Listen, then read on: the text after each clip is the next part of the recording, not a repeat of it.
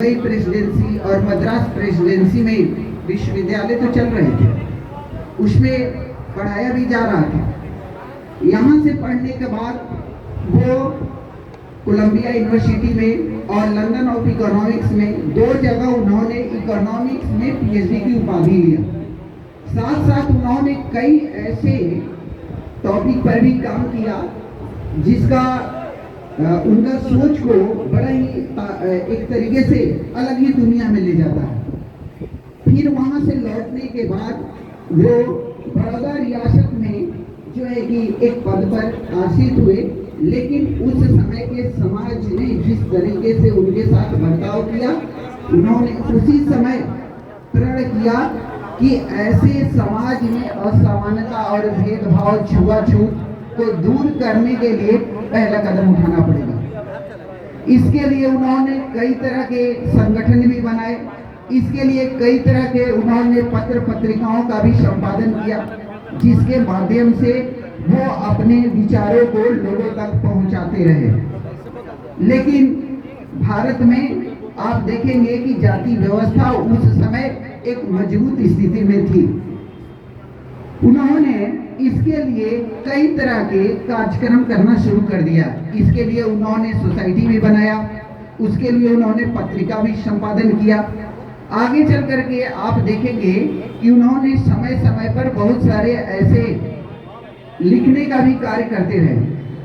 मैं एक बात बताना चाहूँगा कि डॉक्टर भीमराव अंबेडकर पढ़ने में इतना उनका मन लगता था कि आप देखेंगे कि जब वो लंदन से भारत लौट रहे थे, 6 दिन की यात्रा थी, और वो जब यहाँ पहुँचे भारत में मुंबई, तो उन्होंने मात्र 6 दिन में 8000 पेज किताब का पढ़ लिया।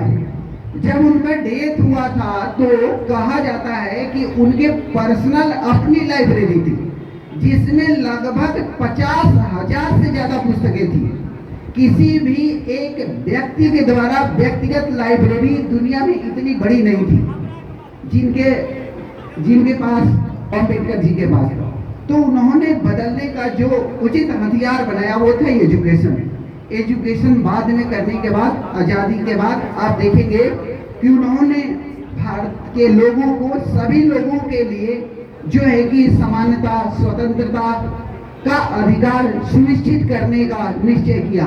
और इसके लिए उन्होंने यहाँ तक कि संविधान सभा में भी इस बात पर संघर्ष हुआ कि जो है कि इक्वालिटी सभी को होना चाहिए।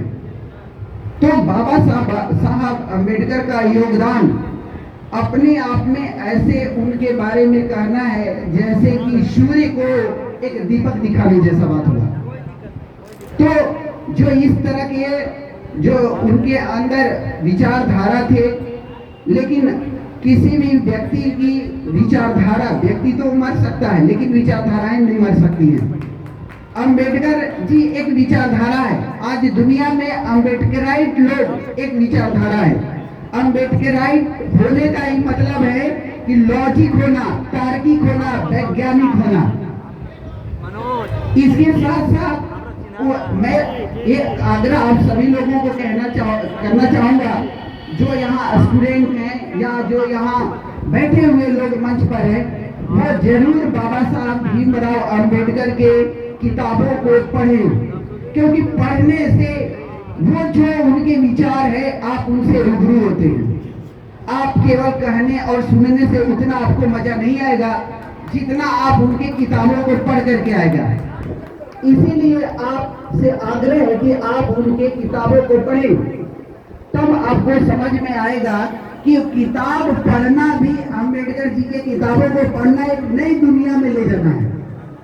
तो मैं यही कहना चाहूंगा कि आप तर्कशील बनिए, वैज्ञानिक सोच रखिए, समानता रखिए और एक अच्छे इंसान बनिए। जय हिंद।